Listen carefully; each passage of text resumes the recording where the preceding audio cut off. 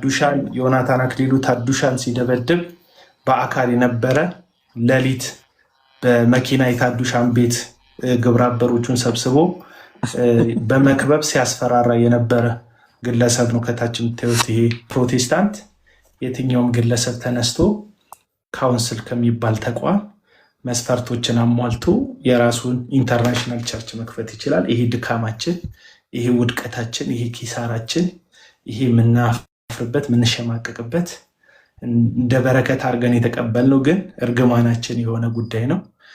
የኢትዮጵያ ኦርቶዶክስ ቤተክርስቲያን ዘግታ ነው ትጮተው። የኛ ብዙ ጎል የሚቆጠርበት ጎሎች አሉት። እፎይ ልክ ነው አልኩኝ። እውነት ነው። እኛ አሁን የፈለግኩትን ስህተት ባራምድ እንደው ስህተቴ በጣም ሰቅጣጭ ስህተት ከሆነ ሰዎች ይሸሹኝ ይሆናል እንጂ ማንም ደፍሮ ጆሮዬን ይዞ ከፕሮቴስታንት ቤተ እምነት አይደለህም ብሎ ማስወጣት እኔን አይችልም። ምክንያቱም ስላሴ ላይ ኑፋቄ ያለባቸው አስተማሪዎች ካውንስሉ ቤተክርስቲያን እንዲመሩ ኢንተርናሽናል ቸርች ላይሰንስ ሰጥቷቸው እያገለገሉ ያሉ ሰዎች አሉ። ነገር እዩ ጩፋ ሐሰተኛው ነብይ እዩ ጩፋ ወላይታ ሶዶ ሄዶ ባገለገለ ጊዜ መድረክ ላይ ና ብሎ እንትን አለው ሰጠው፣ መድረክ ሰጠው፣ ወጥቶ አገለገለ። አሁን ቅርብ ጊዜ ቪዲዮ ሰርቼበታለሁ፣ ግለሰቡን ማለት ነው። እነ እዩ ጩፋን ምናምን እያወደሰ ለሰው ሁሉ እየዘመረ ነው ያለው። ማንም ምንም አይልም። ማንንም አንዱ ቢያግድ አንዱ መድረክ ላይ ያቆማል። ለምን? የተፈረካከስን የተለያየን እንደ አንድ አካል ወጥ ስላልሆንን ማለት ነው። ህይወት ማት የሚፈልጉትን ነገር ላለማጣት እነሱን የማዳን ስራ የሚሰሩ እና እንደዛ ነው። አቤል ኮብራ ይላል። ሰላሜ ጌታ ነው። አትሊስት ስማችሁ አቤል ሰላም ነህ? እንዴት ነህ ወንድማችን?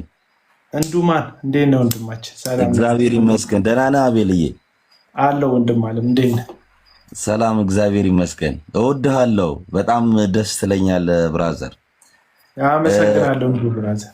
አቤል አሁን እኔ ብዙ ጊዜ ማለት ነው በአሳይታኞች ነቢያት ላይ ማለት ነው እንትን አለኝ፣ እኔ ጥያቄ አለኝ።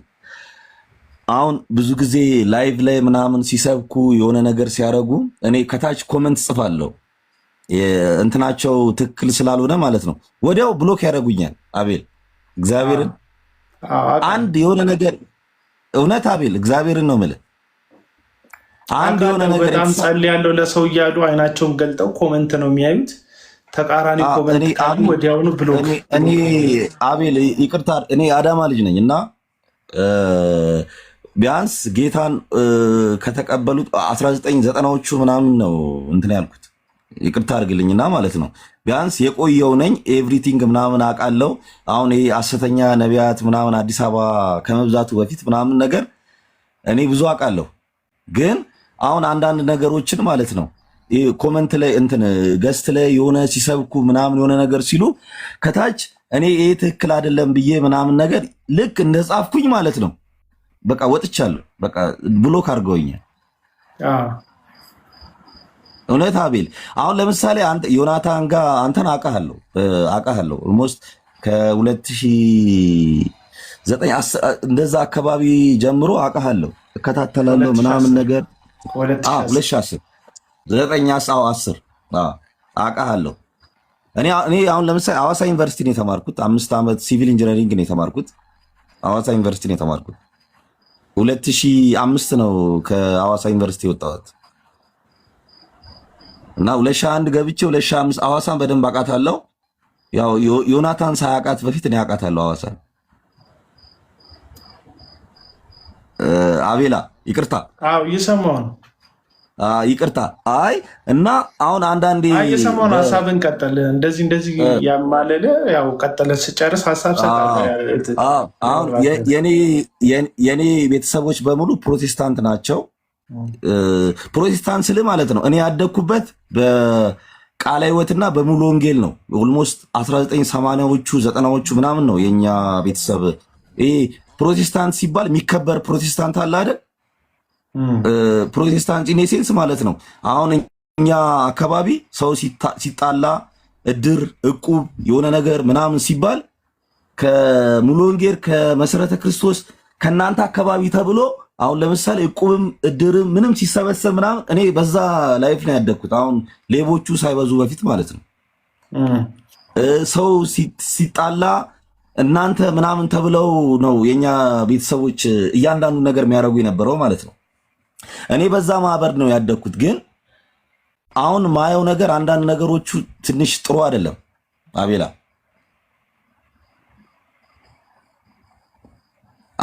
አሁን የሚደረጉ የሚታዩ ነገሮች ምናምን እንትን አይደሉም። አሁን ለምሳሌ የኔ እናት፣ የኔ አባት፣ የኔ ጎረቤቶች ምናምን በፊት ዘጠናዎቹ ምናምን ነገር ማለት ነው ቃለ ሕይወትና ሙሉ ወንጌል ናቸው። የተወሰኑ ደግሞ አማኑኤል ነበሩ። አሁን ይሄ ኢንተርናሽናል ሳይበዛ በፊት ማለት ነው። በሰፈራችን በጣም ተወዳጅ ናቸው፣ በጣም ይከበራሉ። ሰው ሲጣላ መጀመሪያ እነሱ ይጠሩ ነበር የሚሉት። የሆነ ነገር ሲሰበሰብ የሆነ ነገር ሲሆን ታማኝነታቸው በጣም አሁን አጭበርባሪዎች በዙ። አቤል እሺ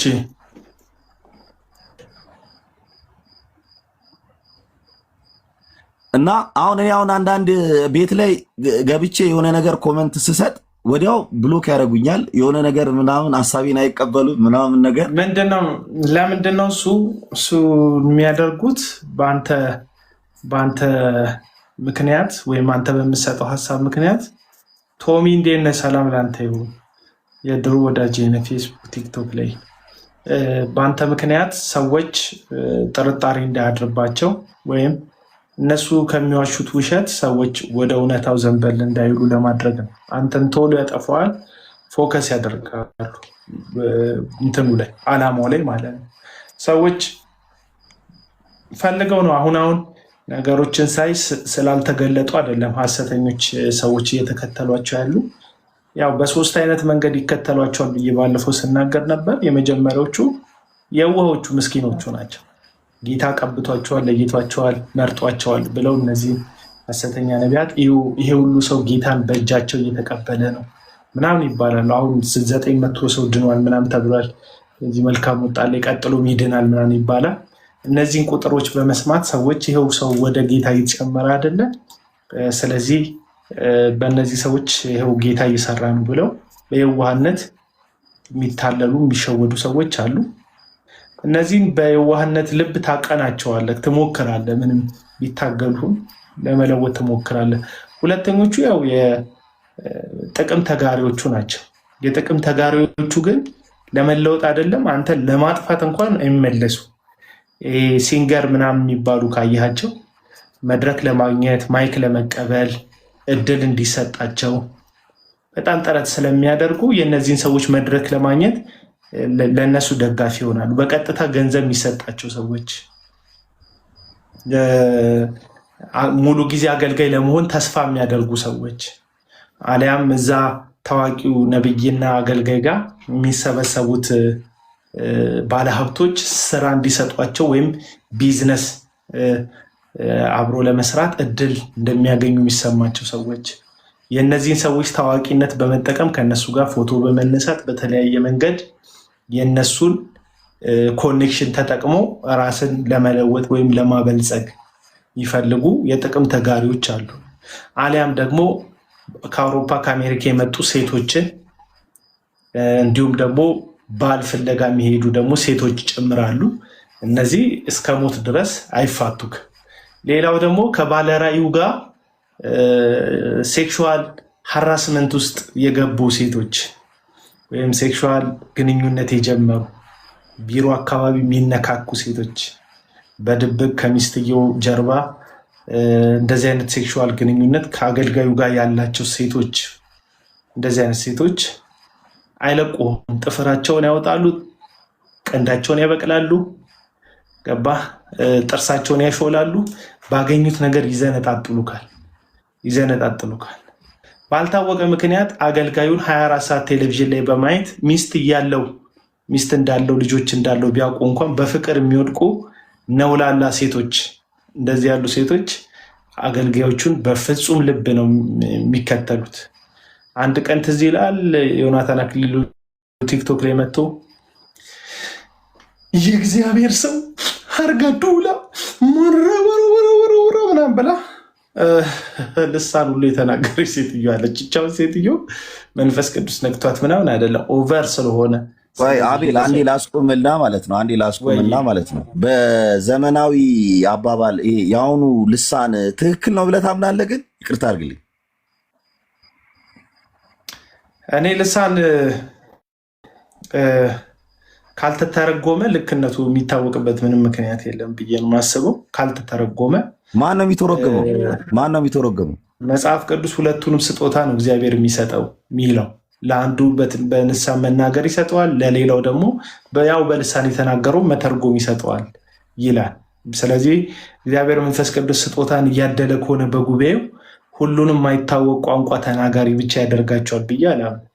በልሳን የተነገረውን የሚተረጉሙበት ጸጋ ግን አሁን የሚነገሩ ልሳኖች እውነተኛ ናቸው? ግን ይቅርታ አድርግልኝና ማለት ነው አሁን ድብልቅልቅ ያሉ ቋንቋዎች ናቸው። አሁን ሲጀምር ስለ ልሳን እኮ መመሪያው መጽሐፍ ቅዱስ በግልጽ በጉባኤ መካከል አትናገሩ ስለሚል አትናገሩ በተባለ ጉዳይ ነው።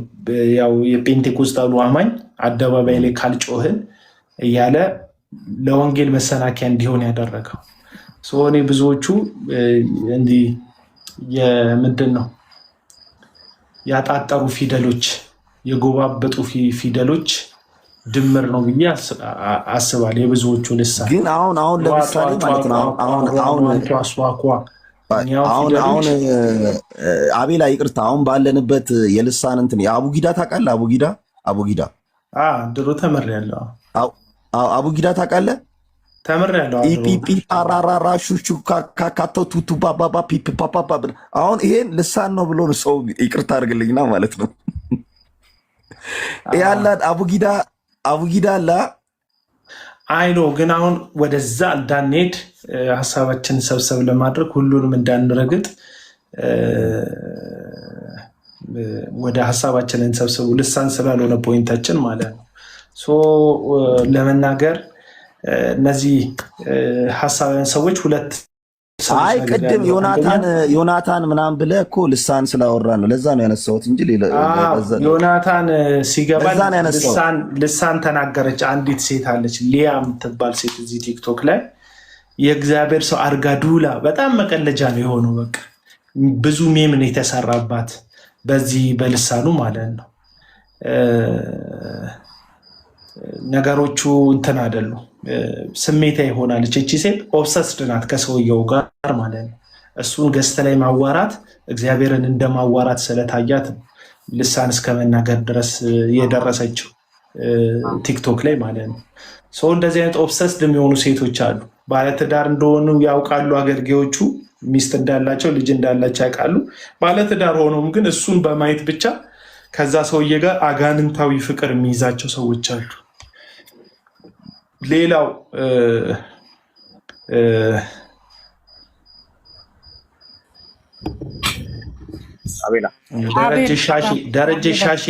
ደረጀ ሻሼ ይባላል። አሁን ከታች ኮመንት የሚጽፍ ሰው ታዱሻን ዮናታን አክሊሉ ታዱሻን ሲደበድብ በአካል የነበረ ሌሊት በመኪና የታዱሻን ቤት ግብረ አበሮቹን ሰብስቦ በመክበብ ሲያስፈራራ የነበረ ግለሰብ ነው። ከታች የምታዩት ይሄ እንትና የሚባል ግለሰብ ዮናታን አክሊሉን በጣም ብዙ ጊዜ ሽምግልና ለዮናታን አክሊሉ ተቀምጦለታል። ሰው ሲደበድብ፣ ሰው ሲያስፈራራ፣ ሰው ሲያሳስር መሀል ላይ የገባ ሽምግልና፣ ካልሆነም ደግሞ በጉልበት ሰዎችን የሚያስፈራራ ግለሰብ ነው።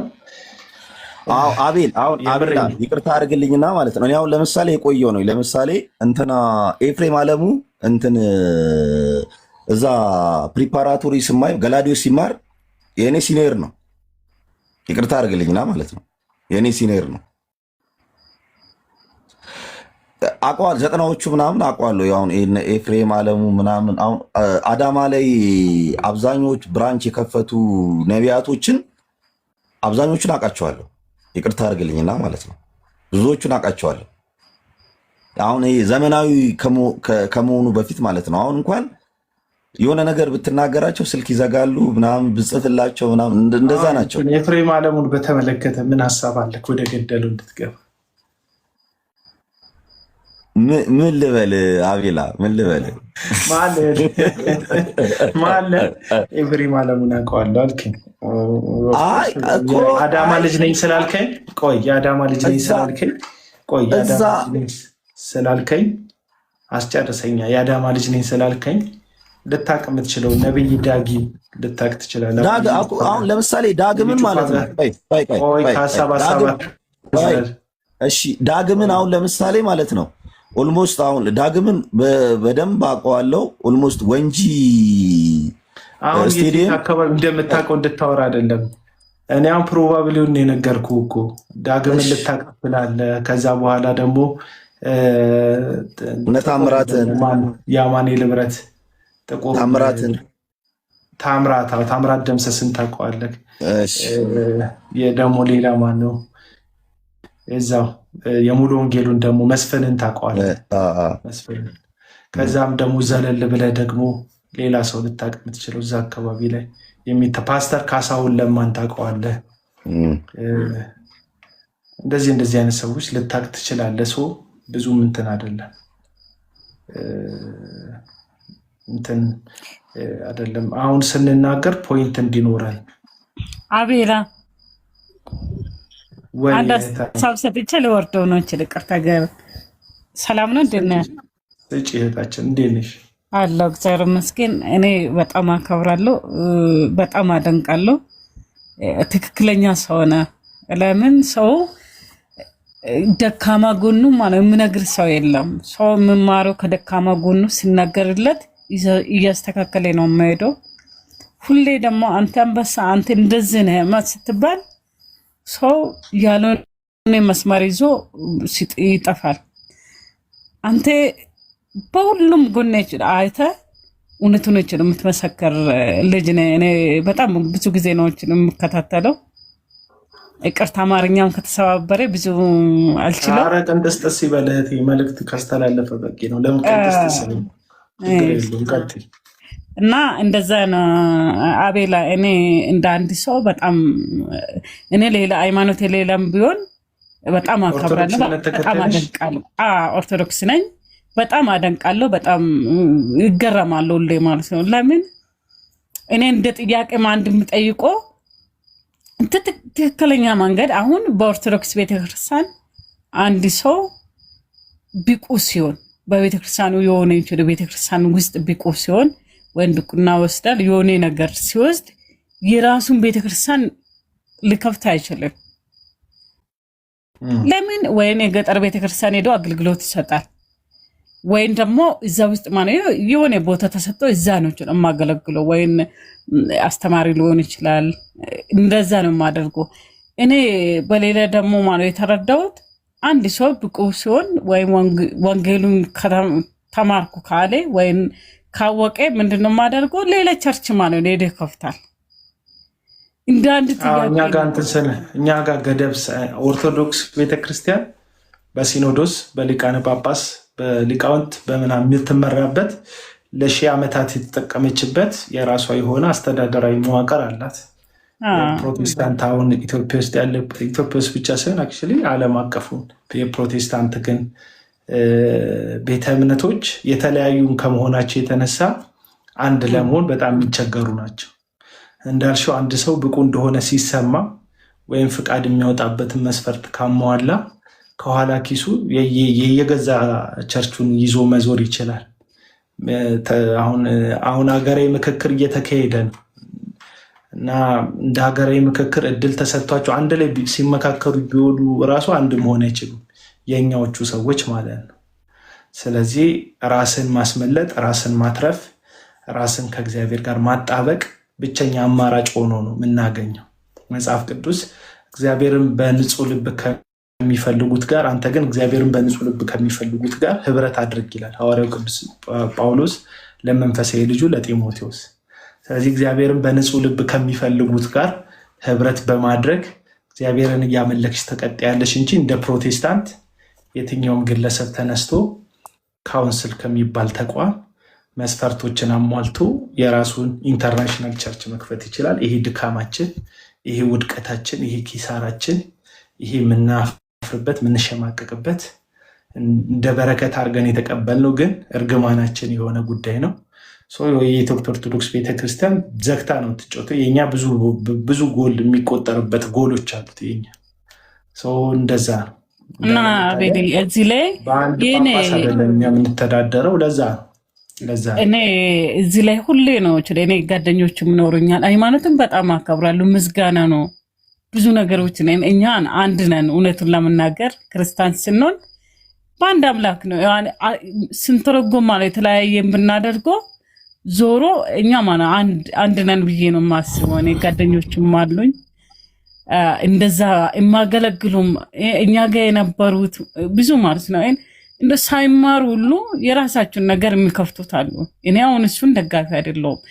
እንደዛም ሆኖ ደግሞ በግላችሁ ስም አሁን መሬት መወስዱ በግላችሁ በስማችሁ ራሱ ማደርጉት አሉ። ይሄ ለወደፊት ውድቀት ያመጣል፣ ብዙን ያመጣል፣ ስርዓት አልባ ይሆናል። ብዙ ነገሮች እያየን ነው እኛ እና እነዚህ ነገሮች ቢስተካከል በእኔ ማለት በእኔ ሀሳብ እኔ ጥያቄ ሆንብኛል ሁሌ ለምን እንደዚህ መሆን ነው። መልሱ እንግዲህ ለመስጠት እንደሞከርኩት ነው። መልሱ የኛ ከመጀመሪያውም ጀምሮ የተለያየ ነው። ለምሳሌ ደርግ ከወደቀ በኋላ ኢህአዴግ ከገባ በኋላ እንደ እምነት እንኳን የሚቆጠርበት አግባብ አልነበረም። ፕሮቴስታንቲዝም እንደ እምነት አይቆጠርም ነበር። በአርብቶ አደሮች ነበር ፍቃድ የሚወጣ። ልክ ከብት እንደሚያደልብ ሰው ሄደው አርብቶ አደሮች የሚባል ፍቃድ ያውጡና መስፈርት አለ። የሜምበሮችን ፊርማ፣ ስልክ ቁጥር ምናምን ተቀብለሽ አድራሻ ተቀብለሽ ይህን ያህል ምእመናን ትያለሽ። ከዛ ላይሰንስ ይሰጡሻል። ላይሰንሱ ልክ እንደ ሱቅ ላይሰንስ እያሳደሽ ነው የምትጠቀምበት የነበር። ከዛ በኋላ ወደ እነ ሰላም ሚኒስተር ወደ ምናምን እያለ ሽግግር እያደረገ አሁን በብልጽግና ዘመነ መንግስት ወደ ካውንስል የሚባል እንትን ተሰጠው ማለት ነው። ተቋም ተመሰረተ። እሱ ተቋም ደግሞ ሁሉንም እንደ ጥላ ቢይዝም ግን በትምህርት ላይ አንድነት ያላቸው ሰዎች አይደለም የሰበሰበው። በጣም ብዙ አይነት ትምህርት ያላቸው፣ ብዙ አይነት አመለካከት ያላቸው፣ አንዳንዱም የስህተት ትምህርት ሁሉ ያላቸው ቤተክርስቲያንን የሚሉ አካሎች ገብተውበታል። ገና ብዙ መጥራት የሚጠበቀውበት በጣም ብዙ ነገር መስተካከል የሚጠበቅበት ተቋም ነው ራሱን ችሎ ካውንስሉ ጭምር ማለት ነው። ስለዚህ አሁንም በአንድ ጣራ ስር ቢሆንም ፕሮቴስታንቱ ግን አንድ አይነት አይደለም። እኔ እንደ እግዚአብሔር ነን፣ ልጅነታችን እንደ ኢየሱስ ነው የሚሉ ሰዎች አሉ። አሁን ሰሞኑን እንደሰማሻቸው የኔና የኢየሱስ ልጅነት እኩል ነው የሚሉ አሉ። አምላክ ነኝ የሚሉ አሉ። ኢየሱስ ሰላም ይሰጣል፣ እኔ ሰላም እሰጣለሁ። ኢየሱስ እረፍት ይሰጣል፣ እኔም እረፍት እሰጣለሁ የሚሉ በጣም ደፋፋር አስተማሪዎች፣ የኔ ቃል ይፈጥራል የሚሉ ራሳቸውን ከፈጣሪ እኩል የሚያደርጉም ሰዎች አሉ። አሁን ችግሩ ምንድን ነው? ይሄን ሲሰሙ የሚደብራቸው፣ እውነታውን የሚያውቁ ግን ይሄን ሲሰሙ የሚደብራቸው ወንጌላውያን አማኞች አሉ። ግን እውነታው የመጀመሪያ ደረጃ አንድ ሰው ለመነሳት መውደቁን ማመን አለብን።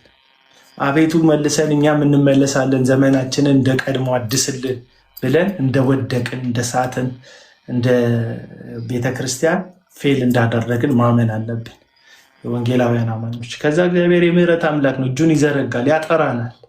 ለእስራኤል በነ ነህምያ ዘመን በነ እዝራ ዘመን የተሃድሶ ብርሃን የሰጠ አምላክ ለእኛም ደግሞ በዚህ ዘመን ተሃድሶ ይሰጠናል፣ ያድሰናል፣ ያስተካክለናል። እግዚአብሔር እሱ ሰብሮናልና እሱ ይጠግነናል እንደሚል ቃሉ በእግዚአብሔር ፊት የተሰበርንበትን መሰበር ማሳየትና ለመጠገን እጅ መስጠት ያስፈልገናል ብዬ አስባለሁ። አቤል ይቅርታ አድርግልኝና ማለት ነው እና ቦንኬ የሚባል ሰባኪ ታውቀዋለህ? ቦንኬ 1990ዎቹ ምናምን ወደ ኢትዮጵያ ይመጣ ነበር። የውጭ እንትን ነው እና እኔ የዛ ጊዜ ኤሌመንተሪ ተማሪ ነበርኩኝ። ትዝ ይለኛል። አንድ ነገር ልንገር እና ወንጂ ስቴዲየም ኮንፍራንስ ነበረ። ወንጂ ስቴዲየም ማለት ነው። ወንጂ ስቴዲየም ኮንፍራንስ ነበረ እና ምዕመናን እያንዳንዳችሁ 1995 96 ይመስለኛል እንደዛ አካባቢ መሰለኝና ቦንኬ እየሰበከ እና ምዕመናኖች እያንዳንዳችሁ ያላችሁን ቁሳቁስ አንጡና ይጸለይላችሁ ምናምን ተባለ። እኔ ደግሞ የዛ ሰዓት ኤሌመንተሪ ተማሪ ነበርኩኝ። ያው በትምህርቴ የሆነ ነገር እንዲደረግልኝ ብዬ እስክሪብቶ ይዤ ወጣሁኝ፣ እዛ ስቴዲየም ላይ ማለት ነው። እስክሪብቶ ይዤ ወጣሁኝና እስክሪብቶን አስቀመጥኩኝና ይጸለይላችሁ ምናምን ተባልን ሁላችንም። ከዛ ተጸለየ። እኔ ድጋሚ እስክሪብቶን አላገኘሁትም፣ ይቅርታ አድርግልኝና ማለት ነው። በቃ ትርምስምሱ ወጥቶ ምንድነው ዓላማው? የዚህ ወሬ ዓላማ አይደለም። አንዳንዴ መሰለ ምንከተለው አይደለም ግቡ ምንከተለው ትክክለኛና ትክክለኛ ያልሆነ መንፈሳዊ ነገር አለ ነው። በቃ እሱ ነው። አቤላ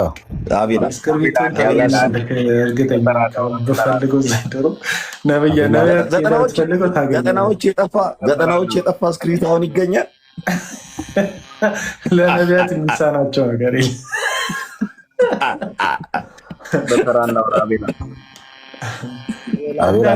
እንዳልክ ተናገር። ለመናገር ፈልጋል ሲል አምላክ። ቆይ አንዴ ሲል አምላክ እህታችን እሺ፣ እኔ የመጨረሻውን ትንሽ አንድ ሀሳብ ሰጥቼ ከዛ በኋላ ወርዳለሁ። ሌላ ሰው ገባ። አይበቃም? ወርቅ አይበቃም? ምስጋና አቀርባለሁ። ከዛ በኋላ ወርዳለሽ ወንድሜ። እግዚአብሔር ባርካችሁ። በጣም አመሰግናለሁ። መልስክ በጣም ደስ ብሎኛል። እንግዲህ እግዚአብሔር ሁላችንም ጋር ይሁን። ሰላሙን። እሺ ወንድሜ በርታ። አንተ ደግሞ እሺ ወንድሜ። ቶሚ ብራንድ የአሁኑ ምን ጥቅስ ምን ብዬ ነው አስታውሰኝና ፈልግ እንትን እነግርሃለሁ። እሺ እንዳልክ አሁን አለን አቤላ ማንዋ ለአንድ ደቂቃ ላውራ። ኧረ ቆይ እሺ አቤላን መጠየቅ የምፈልገው ጥያቄ አለ። ባለፈው እየተከታተልኩኝ ነበረ ስለ በኦርቶዶክሳውያን ዘንድ ስላሴ ጡት አላቸው ያሉ አባት ይቅርታ ጠይቀው አቤላ በዛ ጉዳይ ላይ ሀሳብ ሰጥተው ነበርና ያው እፎይን መታክታችሁ ነው እንጂ ጉዳዩ ከኛ ጋር አልነበረም ብለህ ነበርና እኛ ጋር ማን አባት አለ? ፕሮቴስታንትን ማን ሀይደዋል? አይዲያነት እየተነሳ ነው እግዚአብሔር ነው ይላል። ያፒ እንደዚህ ባል እያልክ ነገሮችን ደርድረህ እኛን ማን ሀይደናል? እኛ አባት አለን ወይ? ማንም እየተነሳ የሚል ሀሳብ አንተ ነበረ። ጉዳይ ስለ ኦርቶዶክስ ሳይሆን ስለኛ ነውና በዚህ ጉዳይ በተለይ ደግሞ ስፔሲፊካ በኃይሉ ዮሐንስ ጉዳይ ጳውሎስ ፍቃዱ ኢቭን ዶክተር ተስፋዬ ሮበሌ መጽሐፍ ጽፈዋል። በዚህ በእንደዚህ አይነት ኑፋቄ በቃለ ምዕዳን አስተምሮ በኦልድ ጂሰስ በዚህ ጉዳይ በጣም ረጅም ጊዜ ማለት ነው ጳውሎስ ፍቃዱ በስነ ስርዓት ኢቭን ትኩረት አትስጡት፣ ሚዲያ አትስጡት የሚል ሀሳብ ተናግሮ ጥያቄ ይቅረብ ወደዚህ ሰዎች ሲባል በተደጋጋሚ ተናግሯል። እና በዚህ ጉዳይ ኃይሉ ዮሐንስ እንደውም በንዴት ፓስተር ካሳሁን ኢንተርቪው ላይ እኔ መንፈሳዊ ሚዲያ ባላገኝ ኢቢኤስ ላይ ኢንተርናሽናል ሚዲያ ላይ ለዘመናት ወንጌል ተናገር ነበር ማለት እያለ ነበርና አንዳንድ ልክ እንደ አንተ ከአንተም በላይ እንደነዚህ አይነት ሰዎች ላይ የሰሩትን ትልልቅ የምንላቸው ሰዎች ኢቭን እና ዶክተር ማሙሻን ድካም ከንቱ ማድረግ አይሆንም ወይ? እኛን ማን ይለናል ማለት አልሰሩም እኮ አይደለም ያልኩት። አባት የለም ያልኩት። አባት የለም እንደ አባት ሀይ ሚለን የሚገስጸን ሁላችንም አረሳቸው ተናገሩ ብለን ምን ሰማው አባት የለንም ያልኩት እንጂ ጳውሎስ ፍቃዱንም ሆነ ወይም ዶክተር ማሙሻ ወይም ሌሎቹ ምንም አልሰሩ የሚል ስራቸውን ዜሮ ለማድረግ የተነገረ ንግግር አይደለም። የንግግሩ አውድ እኛ ኦርቶዶክሳዊ አባት ስላሴን በተመለከተ ከጾታ ጋር የተያያዘ ሀሳብ ሲያነሱ ወዲያውኑ ቪዲዮዎች የሚሰሩ ልጆች መጡ፣ እፎይን ጨምሮ ሌሎች። ከዛ ያንን ተከትሎ ሊቃውንትን ማናገሩኝ አሉ። እኛ አባት ማለት ኢንተርቪው ላይ እሳቸው የተናገሩት። ስለዚህ እኔ ስህተተኛ ቤተክርስቲያን አይደለችም፣ እኔ የቤተክርስቲያንን ትምህርት ተቃርኔ ሲኦል መግባት አልፈልግም። ስለዚህ በእኔ ምክንያት የተሳሳታችሁ ሰዎች የአንደበት የምላስ ወለምታ ነው፣ ይቅርታ አድርጉልኝ፣ ተሳስቻለሁ አሉ። ስለዚህ ያን ስህተት ሲናገሩ እሳቸው እፎይ ወጣና በቁጣ ከዋህብያ ጋር የምትሰሩ ፕሮቴስታንቶች የሚል ሀሳብ ሰጠ በጊዜው እና እንደዚህ የምትሰጡ ምክንያቱም አንዳንድ ሰዎች የዛቸው ስህተት ልክ እንደ ኦፖርቹኒቲ በመጠቀም ከዚህ በፊት እፎይ ያደረገውን ውይይትን ተከትሎ ውይይቱ ላይ እንደምታውቀው ከዋህብያዎች ጋር ሲወያይ አላህ አካል አለው ብሎ ነጥብ አስጥሏቸዋል። እርስ በርስ ሙስሊሞቹ እስኪከራከሩበት ድረስ ማለት ነው። ያንን ሀሳብ አንስተው ልክ ኦርቶዶክስም እንደ ሙስሊም አይነት ይሄ ሊተራል የሆነ የሚጨበጥ የሚዳሰስ የስላሴ አካል አንድ አይነት ትምህርት እንደምታስተምር አድርገው የኛዎቹ ሲያጫጩሁ በቁጣ እሱ የተናገረው ንግግር ተከትዬ ይሄው እኛ ቤተክርስቲያን አለችን፣ ስናጠፋ ምትቀጣን፣ ስናጠፋ ምትመልሰን ቤተክርስቲያን አለችን። በእናንተ መካከል ስህተት ቢኖር የትኛው አባት ነው የሚመልሳችሁ ብሎ ጥያቄ ያቀረበ። እፎይ ልክ ነው አልኩኝ። እውነት ነው። እኛ አሁን የፈለግኩትን ስህተት ባራምድ እንደው ስህተቴ በጣም ሰቅጣይ ስህተት ከሆነ ሰዎች ይሸሹኝ ይሆናል እንጂ ማንም ደፍሮ ጆሮዬን ይዞ ከፕሮቴስታንት ቤተ እምነት አይደለህም ብሎ ማስወጣት እኔን አይችልም። ምክንያቱም ስላሴ ላይ ኑፋቄ ያለባቸው አስተማሪዎች ካውንስሉ ቤተክርስቲያን እንዲመሩ ኢንተርናሽናል ቸርች ላይሰንስ ሰጥቷቸው እያገለገሉ ያሉ ሰዎች አሉ። ስለዚህ አባት የለንም ስል በዛ መንፈስ ነው እንጂ እያልኩ ያለሁት ስንሳሳት እንደዚህ ኑፋቄ ውስጥ ድንገት ብንገባ ቤተክርስቲያን ከአካሉ ቆርጫቸዋለሁ ወይም ከአካሉ ነጥያቸዋለሁ። እንደ ጳውሎስ ያንን የአባቱን ሚስት ወይም እንጀራ እናቱን በግብረ ስጋ የተገናኘውን ሰው ቆርጣችሁ ለዩት፣ ከቤተ ክርስቲያን ለዩት ብሎ ስጋውን ለሰይጣን ሰጥቸዋል። ነፍሱ ግን ለጌታ ቀን እንድትድን ብሎ በሐዋርያዊ ስልጣኑን ተጠቅሞ ከጉባኤው ሲለየው ሲነጥለው ታያለ። እንዳሁኑ ዘመን አይደለም። ከጉባኤ መነጠል ከህይወት መነጠል ነው። ከግንዱ መነጠል ነው። ከፕሮቴክሽን የእግዚአብሔር ለቤተ ክርስቲያን ከሚሰጣት ጥበቃ መውጣት ነው። የዛን ጊዜ መለየት ገባ። የትኛውም ጤናህን የሚጠብቀው የእግዚአብሔር ጥበቃ ከላዩ ላይ እንዲነሳ በስጋው ላይ ሰይጣን የፈለገውን እንዲያደርግ ብሎ እንደለየው እንዳስወገደው መጽሐፍ ቅዱስ ይናገራል።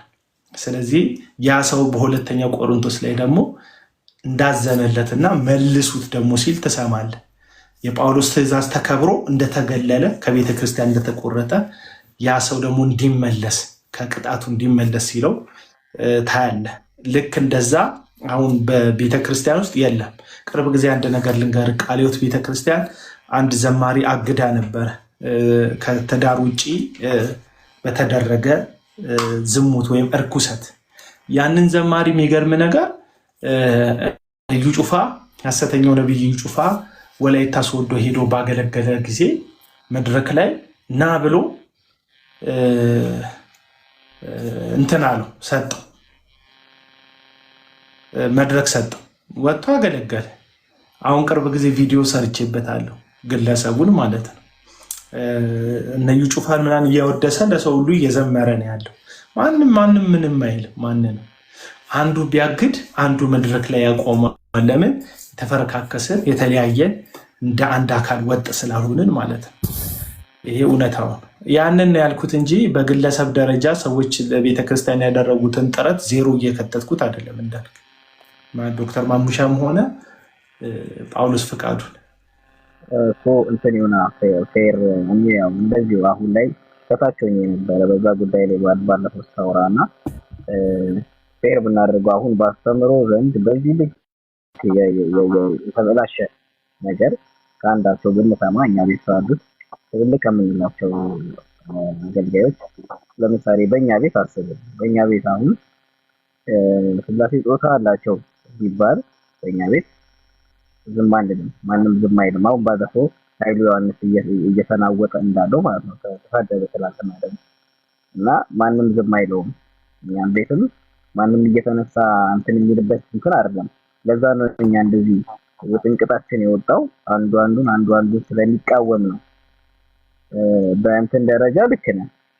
ከላይ ሆኖ እንደዚህ የሚል የለም። አሁን እዚህ ላይም ሰሞኑን እኛ አባት አልፈልግም ወደዛ መግባት ስለኛ ቤት ነው የምናወራው። ያንተ ቻርጅ ነው ወይስ ኤርፎን ነው ያደረግከው? ኤርፎን ነው አይሰማም? እሷን በነቅላት ጥሩ ድምጽ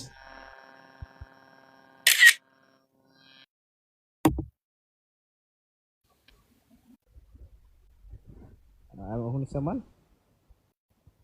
እስቲ በቃ ቤላሽ ነች ራቅ። አሁን ደግሞ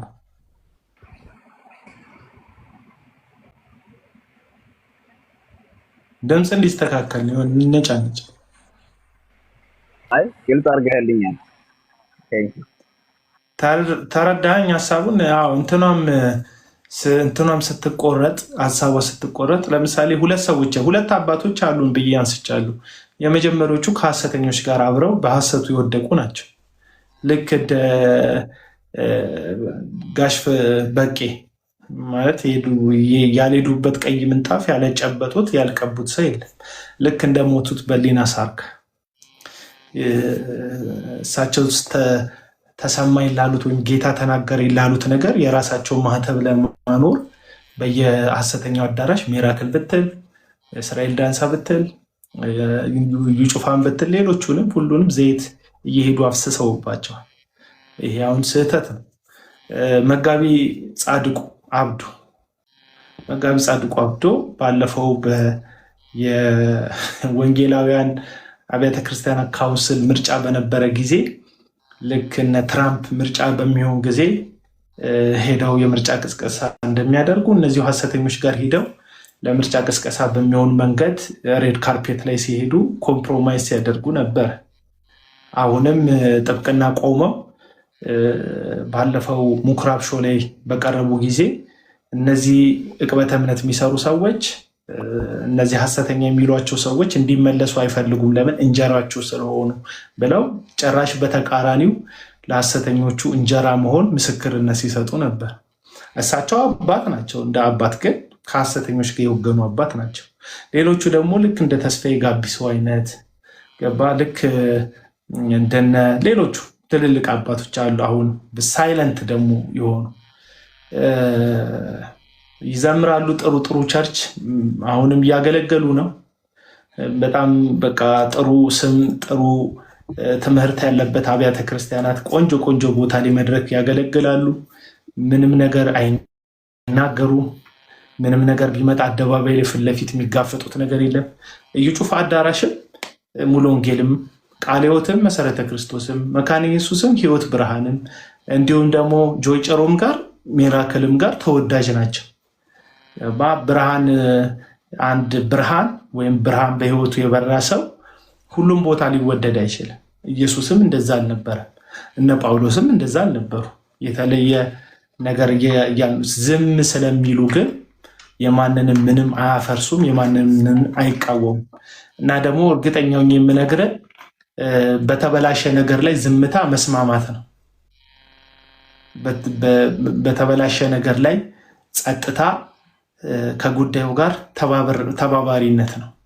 ስለዚህ ሁለት አባቶች አሉን። አንድ በዝምታ ነገሩን ባለመቃወም ገባ የራሳቸውን አካባቢ አየር አጽድተው ስለሌላው ሕዝብ ግን ምንም ምላሽ ባለመስጠት የተቀመጡ አባቶች አሉ። አይናገሩም፣ ያገለግላሉ፣ ይዘምራሉ። ማንም ከነሱ ጋር ግጭትም ሰጣ ገባም የለው። እንደተከበሩ እንደተወደዱ ሁሉም አዳራሽ ውስጥ እንደተዘመሩ ይኖራሉ። ሌሎቹ ደግሞ ሐሰተኛ ምንጣፍ ላይ ይረማመዳሉ፣ ሐሰተኛ ይቀባሉ። እንደዛ ነው።